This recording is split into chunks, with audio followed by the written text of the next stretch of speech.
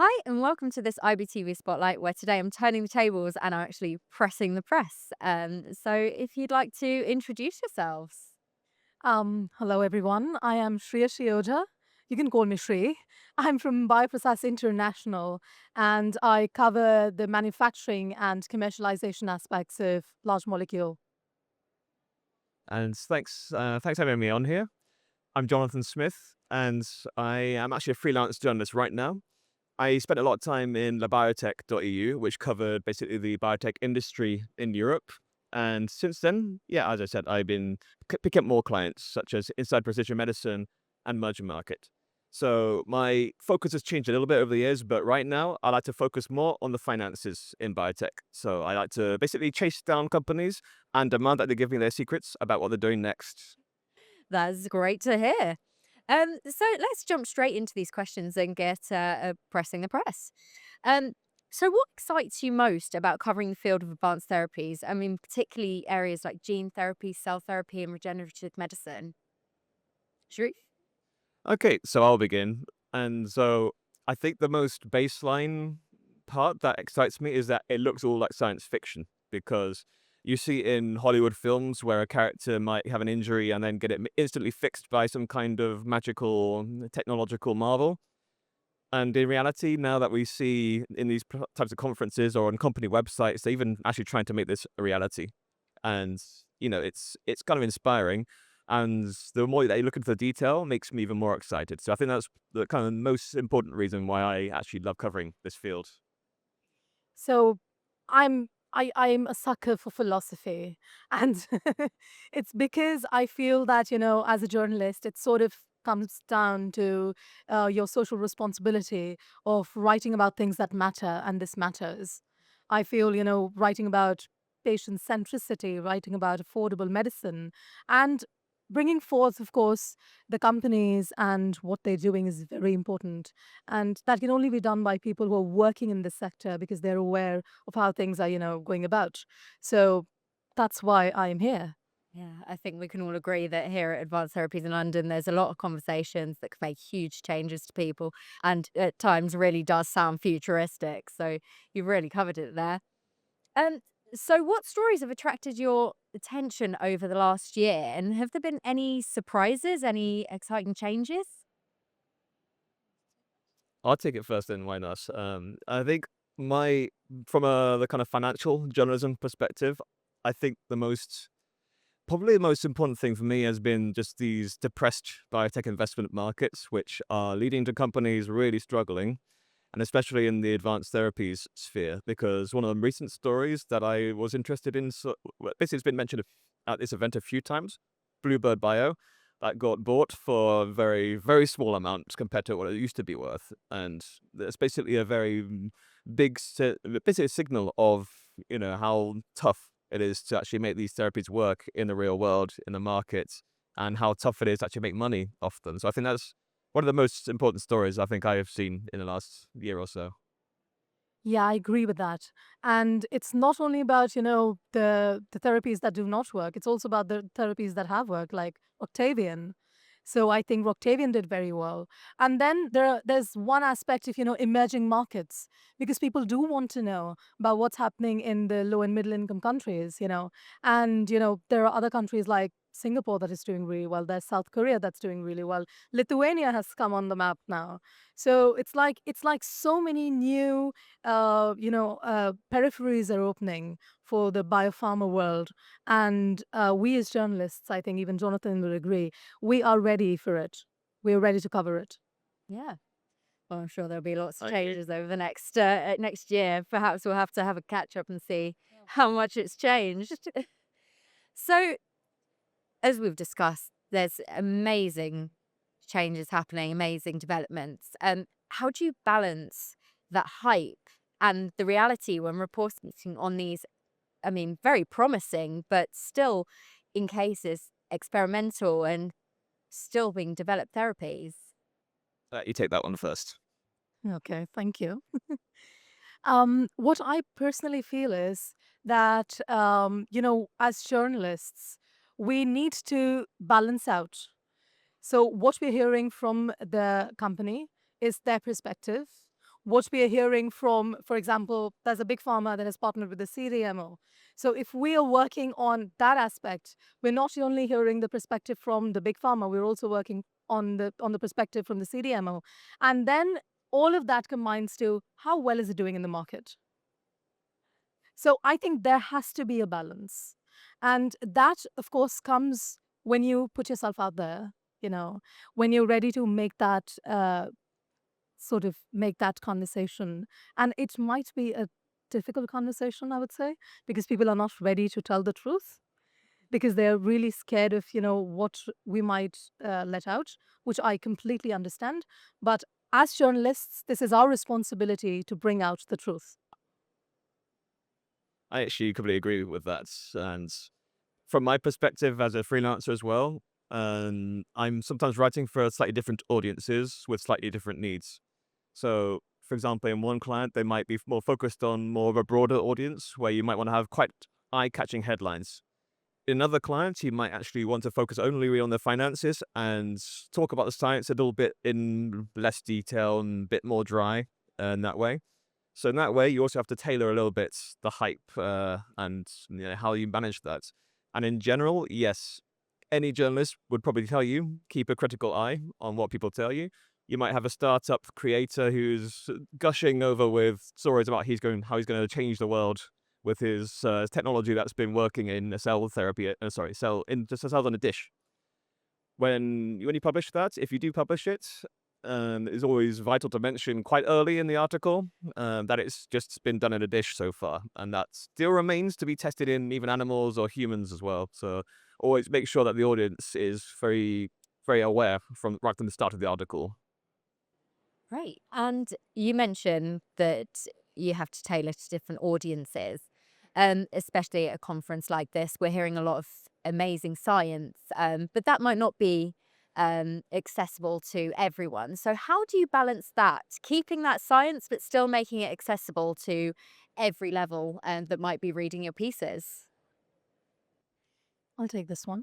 Um, you know, when you interview a person, they will talk science because that is their background. But I come from a non-science background. I know nothing about it. So when I have to understand something that I'm supposed to write, I ask them a lot of questions. And I think I do mention it. I'm always very upfront. So I always mention it that, I have no science background. You need to explain this to me as if I am someone who is very new to the field. And that I think is the key because when you are, when you're able to tell them this and they can understand this, that they need to teach you like a toddler. That's exactly what I do. I actually learn everything and I read everything and I go through my transcript and I work on it like I have never done on it any work on it before. And that is like the key to sort of writing something that will actually bring out the truth, like I said. Because when you are able to understand something, you're able to write it better and it is going to speak for itself.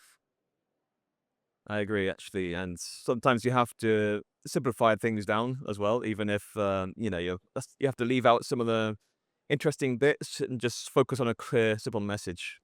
And I also been to a few kind of events where people have told me as well, John, remember to use metaphors, similes when it comes to biology. So, for example, you might liken the immune system to soldiers in your body, if that's the kind of if the audience likes that kind of analogy, or say cancer cells that will break free of control from your body, that kind of thing. So basically, as you said, make it as vivid and kind of as descriptive as you can. I know, especially that helps me. I'm also not from science background, same as you, Shri. So, yeah, anything that helps me visualize is great. And in your opinion, what qualities or characteristics make someone the perfect interviewee when covering these complex topics? Right. I have a nice checklist for you. So I do like people who are already media trained, and so that's actually less common than you'd think. Surprisingly, I find maybe US company CEOs tend to be a bit more trained than their European counterparts, especially the smaller European companies. And it makes a difference to me because it means that they're a bit more prepared just to answer the general questions in a more of a flowing way. They also in my opinion, they trust the journalists a bit more than some of their European counterparts to be able to report things accurately and basically in good faith as well. Because sometimes I do have some European people, I mean, not just Europeans, like just many from many parts of the world, they'll ask you if they can see your draft before you publish it. In which case, you have to educate yourself as a journalist to say this is not how the system works. You have to, we have to publish without it, and then that can cause a conversation, which then of course takes time out of your interview. So I did say the perfect candidate is well trained and preferably has a really good soundbite as well, at least one. Yeah, I completely agree with that. And I'd just like to add one small point. I feel that it is, when we are interviewing someone, we as journalists try to speak to them as humans. They speak to us as journalists. That's the difference. Because we're not always looking for a scoop. At times, we are actually looking for something more valuable than a scoop. And, you know, that is uh, uh, telling something exactly how it is. And that is my message to everyone who I will ever interview. Please think of me as a human. I guess treat it like a conversation. Yes. So jumping to our next question, when interviewing experts in the advanced therapies field, what type of insights or perspectives do you find most valuable? You go first. Um, so I think that in advanced therapies, there have been a lot of, roadblocks.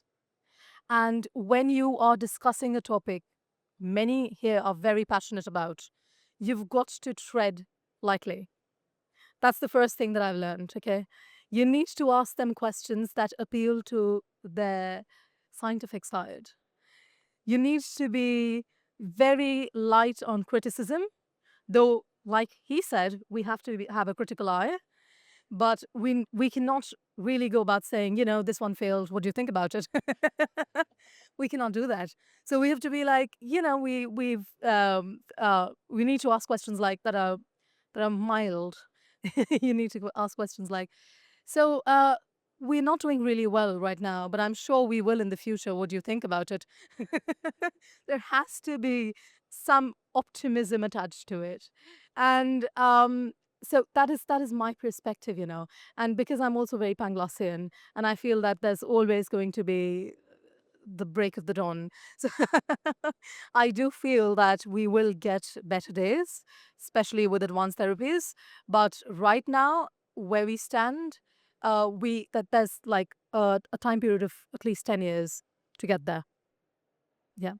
Yeah, I mean, all basically really good insights there, and I think from my perspective, the kind of thing I like to hear is just something sincere because I do, encounter many people who are aggressively promoting their company, no matter what the question is. And even if I'm asking about the industry as a whole, if it's doing well, doing badly, they might steer it right back to their company again. In which case, I don't really want more promotion. I just want to understand, the hard fact about their industry and about their competitors, even. And maybe a little bit promotion is good, but just give me honest opinion about these things, and don't just try to turn it each time into more and more, more and more stuff about your company. Like it's as a journalist, we're just gonna basically screen that out and not even write about it. So it's basically wasting all of our time. It's that balancing act, isn't it, of making sure that, yes, of course, your company messages are important, but ultimately we want your point of view and your perspective on the world. Great. So let's go on to our next question. Um, so, what would be your number one piece of advice you'd give someone preparing for an interview with yourself? Oh, all right, I'll go first then. Basically, I think I mentioned it already before, but training yourself on how to speak to the media because we love, all of us, a good quote. And if you give us the best kind of vivid, as I said, kind of imaginative quotes, something really pithy, it's like dopamine in our brain, right? We'll then just run up, write it down, and publish that because we're so happy about it. So basically, yeah, give us something really memorable. And even if it's just one thing, then that's a great message from the interview. I agree with that because I think it was at this conference that I was talking to Thermo Fisher and they said something really interesting, and I had to go home and write it down and just publish it that day. So I personally, I would say it's saying the right thing, and also, um, you know, not always being stuck up in your ways. Let us have the let us have the sort of the space to ask you questions that are more than your firm, that are more than what agenda you have for this meeting, you know, and be prepared to answer, because it is not us that we're writing for, we're writing for the people. Yes. And going on to my very last question, I've worked with you both for quite a while. Through Don't remind me how long. Don't worry, I won't. But it would be great to hear of a highlight from your journalist career, of your time covering the advanced therapy space, and if there's been anything that you've just absolutely loved in that time. How about you go first? Thank you, Jonathan. And Susanna. I think the best part of, for me, has been speaking with people. So when I come to events, I make it it is on my list to go to each booth, give my card. Even if it has nothing to do with me, I will still do it. I will still go. I'll still have this conversation where I'm putting myself out there, where I'm, interacting with the industry one on one. So that is something that I really love. And the other thing is, when I'm writing about stories and I have to deal with PR people, so I have to deal with IB, for example, and I love that. I love having to, discuss things with like-minded people and who are not exactly journalists, but yeah, you are from the media, so why not? I think one of my favorite moments from my career was actually just one time I went to one event, anti-aging treatments. So I wander around getting some great interviews, some of these company leaders telling me how great their treatment is, how it's going to solve aging. And then I collect some of these interviews into a bit of text, and then I interview one academic, and he's at the conference, and he basically says, I don't really know why I'm here. I don't believe in any of it. And that just made the article the best, because I had like a few people telling me how great their stuff is, and then this other voice saying, "Actually, I don't think it's gonna work. I think you're just gonna get cancer if you try that." So, actually, I really loved that article just because we talked about these perspectives and getting different viewpoints, and just having that guy give his very, very blunt opinion on this, and I just loved that part. Did he let you quote him on that? It's a good question, and I actually can't remember if I said I don't think I quoted him and saying I didn't believe it. I think you just have to be a little bit circumspect, don't you? Yeah, I know. You have to kind of silly That's say. my question. Did he let you quote him? I mean, I might have said X, raised his doubts about Y mechanism, because that also is linked to that kind of thing. So you don't outright say I it's agree. bull crap. I agree.